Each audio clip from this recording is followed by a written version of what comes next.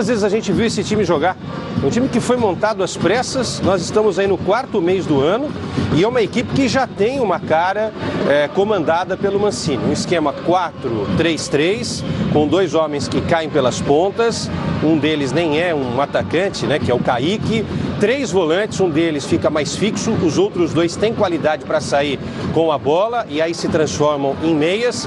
Então esse é um esquema muito claro de jogo que a equipe da Chapecoense tem. Perdeu algumas peças e mesmo assim o Mancini conseguiu trocar essas peças e manter uma equipe equilibrada no sistema defensivo e também no meio-campo. Apenas um jogo é que o jogo da Chape não conseguiu encaixar, que foi justamente nessa derrota para o Lanús, jogando nessa mesma Arena Condá. Agora, pelo pouco tempo, é incrível o que Mancini faz com esse novo time da Chapecoense.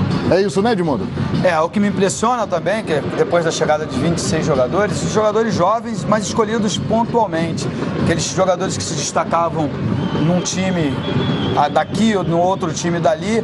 E o Wagner Mancini, com muita tranquilidade, teve aí o respaldo da sua diretoria para ir lá, pensar, contratar jogadores como o Luiz Antônio, que teve um destaque bom no Bahia ano passado, o Reinaldo, que foi a grande sensação da Ponte Preta. Então esses jogadores estavam livres aí no mercado, né? Até a Chapecoense, que não dispõe de um valor financeiro muito alto assim para poder chegar lá e comprar o passe. A maioria desses jogadores vão de forma de empréstimo, mas chegam lá, parece que tem uma atmosfera, parece que tem uma coisa diferente. Essa cidade de Chapecó, essa Arena Condá, esse torcedor maravilhoso que encantou o país aí, infelizmente pós uma tragédia, mas mesmo antes disso, a Chapecoense está há anos e anos na Série A, chegou à final de uma Sul-Americana, acabou vencendo. Então isso é uma nova forma de fazer futebol que eu posso garantir que acaba sendo aí o segundo time da maioria dos brasileiros. Legal, o Homem-Aranha está presente, o Índiozinho Condá também, são os grandes personagens que sempre aparecem nas partidas de futebol e é isso mesmo, né? O Brasil inteiro torce pela Chape e eu diria até que o mundo inteiro está torcendo pela Chapecoense e a reconstrução está sendo bonita. Vale lembrar que recentemente nós mostramos aqui no Fox Sports, primeiro jogo da decisão da Recopa Sul-Americana, a Chape venceu o Atlético Nacional de Medellín por 2-1 aí na Arena Condá. Vem conseguindo realmente se reerguer a Chapecoense. E hoje, pessoal, pode atingir uma marca histórica. Pode igualar o número de vitórias recorde do clube. A nossa arte vai mostrar direitinho para você qual é essa sequência. A maior sequência de vitórias da história da Chape. 1977, 9 vitórias. 2007, 9 vitórias.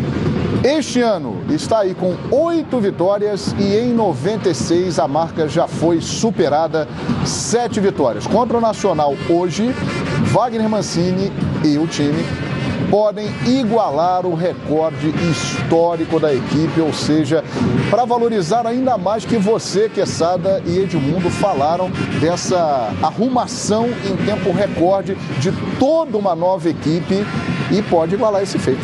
E o Edmundo falou algo importante, Mancini, né? Esse cara a gente tem que tirar o chapéu porque o que ele fez, né? E outras, são contratações pontuais, mas que estão dando certo, porque às vezes também o treinador traz alguns jogadores e eles não se encaixam. Por exemplo, o goleiro, que é o Arthur Moraes, foi goleiro daquele paulista campeão da Copa do Brasil, reserva, e quem estava no time? O Wagner Mancini. Então, quer dizer, ele também traz os caras de confiança, né? Jogadores que já atuaram com ele ou que ele treinou para formar essa nova Chapecoense. Eu colocaria mais de 80% na conta do Wagner Mancini. Muitos não gostam, muitos não reconhecem, mas eu considero um bom treinador do futebol brasileiro. A própria escolha do Mancini foi uma surpresa para todos, porque dentro daquela comoção toda, teve treinadores de renome que se colocaram à disposição para ir trabalhar na Chapecoense de forma gratuita e parecia que o caminho era esse mesmo, que a Chapecoense ia receber ajuda dos co-irmãos, né, dos outros clubes brasileiros, que o Levir Cooper, Vanderlei Luxemburgo, que se puseram à disposição para ajudar nessa reformulação da Chapecoense. O presidente falou, não, aqui a gente trabalha, a gente sabe das nossas dificuldades, mas a gente sabe também o caminho a percorrer. E aí contratou o Wagner Mancini, e o Wagner Mancini indicou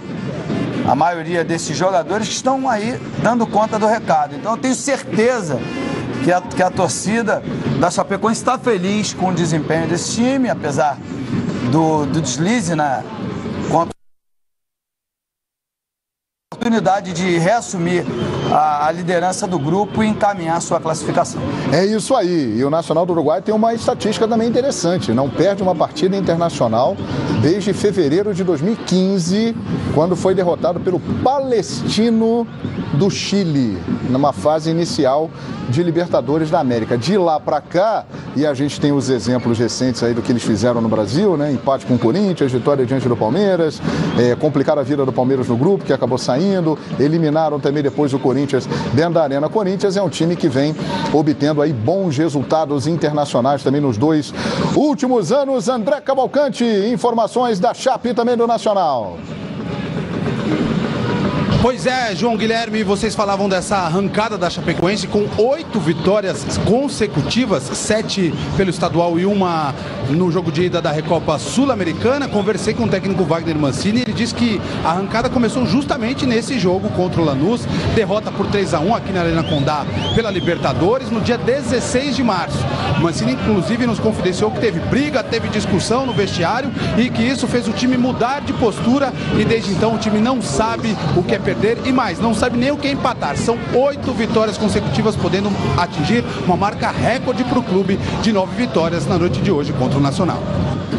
É isso aí, né? E muita gente boa também neste plano, né? Onde nós estamos aqui torcendo, e muita gente lá em cima também, né? Protegendo, olhando, orando, né? E dando aquela força, né? São aquelas estrelas que estão lá no céu e que fazem parte aí de toda essa história da Chapecoense, que também estão juntos, estamos todos juntos. A senhora ali está mandando recado, mensagem, está tuitando. Daqui a pouco tem Chapecoense Nacional exclusivo aqui no Fox Sports. E amanhã tem outro grande jogo pela Libertadores da América no Fox Sports 2, jogo exclusivo para todo o Brasil no Fox Sports em TV fechada. Amanhã tem Libertad versus Atlético Galo. E lá em Assunção, o Ricardo Laia acompanhou o dia do Atlético e traz as informações. O Atlético Mineiro fez o último treino aqui em Assunção antes da partida desta quarta-feira contra o Libertad pela Conmebol Libertadores Bridgestone. E o Roger Machado fechou para a imprensa a parte principal deste trabalho, mas disse que não pretende mudar o esquema tático da equipe. Admitiu que pode alterar a posição de algum jogador e disse que não está satisfeito com o rendimento da equipe nesta temporada. Na coletiva pós-jogo contra o RT, eu fui questionado a respeito disso, perguntando se pela instabilidade mudaria, né, a questão do sistema. Nesse momento eu não penso em mudar o sistema, mas talvez alterar a característica de determinado jogador ou posição, isso sim. Em função de ser um jogo fora, em função daqui a pouco de uma jogada mais forte em determinado setor do campo. Isso claro que a gente, junto com a conjuntura, né, do momento e do que a gente tem à disposição, a gente planeja para a partida. O reconhecimento do campo, por opção de Roger Machado, não foi feito porque no Nicolás Leoz as chuteiras não poderiam ser utilizadas pelos jogadores. Por isso, o treinamento aqui no estádio do General Dias, uma equipe da primeira divisão do Paraguai e o local muito próximo à concentração do Atlético Mineiro. O Robinho, em entrevista coletiva, admitiu e lamentou, né, que gostaria de conhecer, de reconhecer o estádio Nicolás Leoz para saber como está o gramado do campo de jogo. Eu particularmente já gosto de treinar no estádio onde a gente vai jogar, né? Já acostuma, já vai ficando mais adaptado. Mas se não dá, não tem problema. Acho que isso não vai ser desculpa não pra gente fazer uma grande apresentação amanhã. Com imagens de Alexandre Lima, Ricardo Lai para o Fox Sports. Bacana, é importante mesmo para o time, Edmundo, fazer o treinamento na véspera no local do jogo. O Robinho disse que prefere, o Atlético não conseguiu fazer isso hoje lá em Assunção. A gente recebe muito bem aqui os nossos vizinhos, nossos visitantes. A gente abre as nossas casas aqui. Os sul-americanos não fazem o mesmo. Com certeza, super importante. É importante você ver se a grama é alta, se a grama é baixa, se tem buraco, tipo de chuteira que você vai usar, porque o jogo ele não tem uma regra de que vai ser decidido no primeiro ou no último minuto. E as coisas acontecem e podem decidir as partidas. Então, se você entra num campo muito baixo, com uma trava não adequada, escorrega no lance, toma um gol, isso faz diferença no desenvolver da partida. Então, por isso, o atleta gosta de fazer o reconhecimento do gramado, né, quando a logística ajuda, para poder ele levar as ferramentas necessárias para a conquista da vitória. São as artimanhas da Libertadores da América, amanhã exclusivo na TV fechada para todo o Brasil. Libertad e Atlético Mineiro a partir de 9h30 da noite, Fox Sports 2. E amanhã também para tudo. Arena Corinthians, Corinthians Internacional, o Fox Sports transmite para o Brasil inteiro. Vale vaga na fase seguinte da Copa do Brasil. E o Fernando Caetano fala do Timão.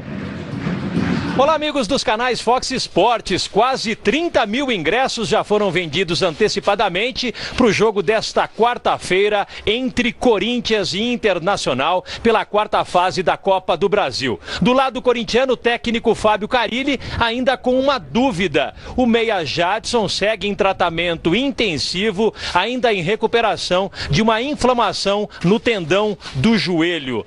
O Jadson vai fazer um teste minutos antes da partida para saber se ele terá ou não condições de atuar. Se o Jadson não se recuperar, a vaga dele deve ficar com o Cleiton, provável time do Corinthians para enfrentar o Internacional, com Cássio, Fagner, Balbuena, Pablo e Guilherme Arana. Gabriel, Maicon, a provável presença do Jadson, Rodriguinho, Romero e Jô. Lembrando que o Corinthians tem a vantagem do 0-0 e vai jogar diante da fiel torcida na Arena Corinthians. E você acompanha ao vivo esse jogo com transmissão do Fox Sports, narração do Nivaldo Prieto, comentários do Pascoal.